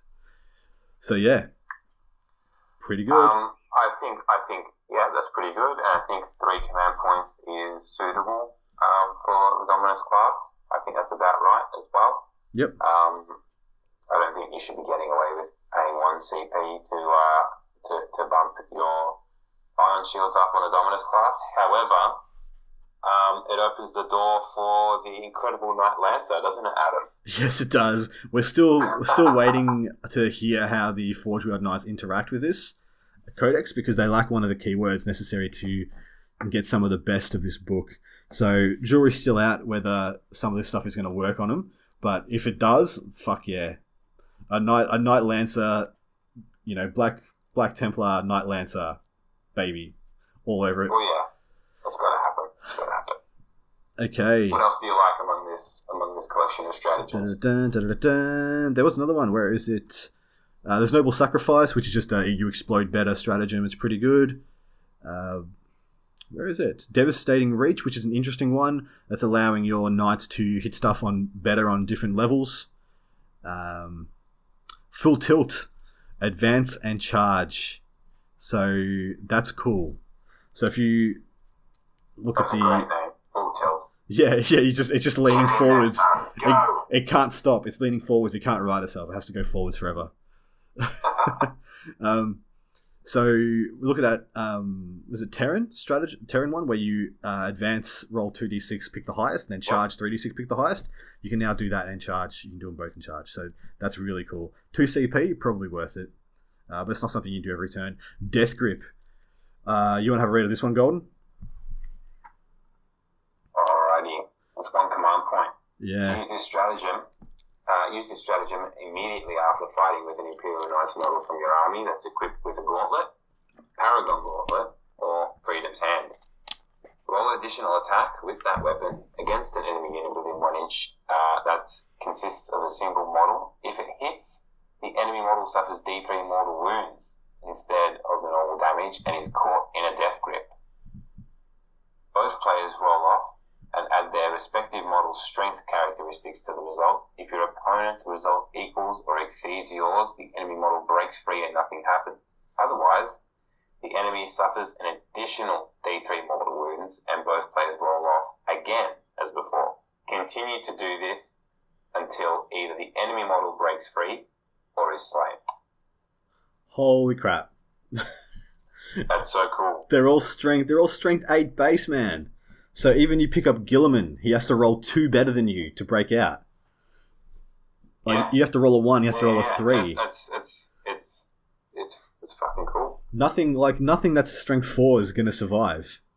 And this is after you've already attacked with that knight, and it's only 1 CP. So you've just tap danced on a whole unit, and then you reach down, you pick up that chapter master, and you squish him to death. Hello, Gilliman. Exactly. But seriously, he's dead. It's very unlikely he gets out of that. It makes Carib Colm the Risen, his death grip look like a baby hand. He's just giving you a little bit of a tap on the cheek. Now, the way this gets interesting is this something I'm going to have to get some clarity on someday. How does CP work with that? Who gets to use their CP to reroll their D6 first? Yeah. Who decides that? Because then if someone uses CP to reroll theirs and beats yours, could then you use a CP to reroll theirs and try and beat the one they just CP'd on? So we're asking the real questions. Hard-hitting podcast right here, guys. Oh, well, it'll just come down to who rolls best or who rolls worse, right? Yeah. All right, moving on. Machine Spirit Resurgent. That is the same as the one in Chapter Approved, where you get to act as if you were at full capacity. So that's really good. Yeah, that's fantastic. They're all good. There's the attack against stratagem. I think that actually they all seem like pretty decent. Yeah, they're actually really well constructed. Yeah. Look, we're not. And you see that more and more with the codexes now. Yeah, as they've gone, they've only gotten better. Compare the stratagems of the last 5 codexes to the first 5 codexes, and see the difference. Yeah, absolutely mental. Now, I think we're running a bit short on time, so we're probably gonna have to cut this here. We'll just do some final thoughts. We've covered most of the book. We've covered most of the important bits. Suffice to say, Imperial Knights, really good. You got any closing thoughts? Where do you think they sit amongst it all? Where do you think Knights sit at this stage? As a standalone pure Knights, so standalone pure Knights. I think they just sit underneath the top 3, I guess, which would be Eldar, Nids, and Dark Eldar. Yeah, Dark Eldar. I think Dark Eldar's top of the pile at the moment, undisputed. As a standalone book, I think that's the best book. Shit, I think that's possibly the best book they've made in like 10 years. That book is so fucking good, man. There's nothing that book can't do. There's no style of list that book can't construct. I think it's amazing. So good. You can make that book more. You can make that book more resilient than Necrons. You can make it put out more shots than Guard. You can make it be faster than everything. Like you can just do everything. I love that book. So Imperial Knights, you're saying mid top? Yeah, upper middle. I think as a standalone, they're a good spoiler for some of the stuff at the top. The only problem. That's what I like. And in gaming against the grain fashion, having that X Factor list is doing you a service as a player. The only thing that they struggle with the mission formats that the majority of tournaments employ, like ITC missions. Having only 5 models on the table, 5 to 6 models, you are going to struggle very hard to outscore people. Like, you're going to have to rely on kill points and not giving up secondaries. And seeing as it's an inherent problem with all armies. Really. It's always going to be there. And seeing as you don't have OBSEC, you have to kill everything to get those objectives. So, I think they're a good spoiler list, but they're going to struggle. They're just going to struggle in tournament environments, to be honest. But saying that, I think they are a fucking bucket of fun. They are so much fun, man. Oh yeah, I can't wait to roll them out. It's going to be a lot of fun. All right, we are going to have to move on. So we're on to Adam's tip for competitive play for today for this episode. Now, Golden has set this one for me, and this is something that is a really, really good topic, and that's defining your own style. You want to explain what that is, Golden, and I'll extrapolate? So I think the crux of it is identifying what you like about Warhammer, but making it your own. Not going out and being a sheep and doing what the next person's doing, because I don't know if that's if that'll lead to any success. And you want to be. The great thing about this game is constantly evolving it and innovating at the same time. And the only real way to do that is not to copy anyone else, is to have a read through the book and find your own little niche in a book or in a style of play or in a codex that you like, and go from there. Nice. So, what do you think, Adam? I totally agree. I always say that the best players in this game are the innovators, are the people who forge their own way and who write lists that both suit their play style but also address the things that they need to win games. Now, at a top level, I'm talking about crazy stuff like who was it? There's one guy that I admire, and although I've found out that he's really shit to have on your podcast, he played Lick to Shame. He made Lick to Shame famous, made it a thing. Sean Naden. He made it a thing. Everyone tried to copy him, and no one else could pull it off. He was the only guy who made that list work. That's the kind of stuff I mean, guys. He's a guy who crafted a list no one had ever seen before that suited his playstyle perfectly, and that gave him the tools with his playstyle and his bag of tricks to win games at a top level. So I think he won the LVO that year, 2015 or 2014. So I think he won the ITC that year as well. So stuff like that, guys. The guys who I admire in this game are the ones who don't follow others. Now, that doesn't mean don't pay attention to what's good and don't pay attention to what wins and stuff. That means taking those things into account when you play the way you want to. So right. Take those things on board into consideration, stew on them, have a think about it, and think of the different avenues that you might want to take when you approach a list. Yeah. Seriously, like how it's going to be different from everyone else's, and how you, as a hobbyist as well, can put your own spin on it. And truly, this whole podcast, this whole experience of me trying to make this Black Templars army work is trying to emulate guys like him, to try and take something no one else believes is good, and honestly, I don't believe is good, but still do well enough with it to feel respectable, to do myself justice. And it's not about winning the games. It's not about coming first place and getting top tables and stuff. It's about doing justice to what I love about the game.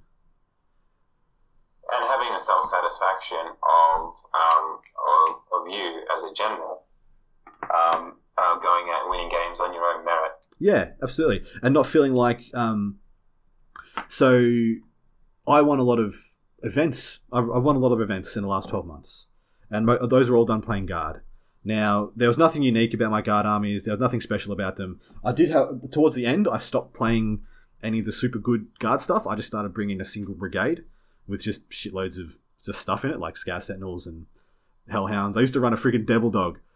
Goddamn piece of bag of dick Devil Dog, man. It did absolutely nothing. I took it anyway.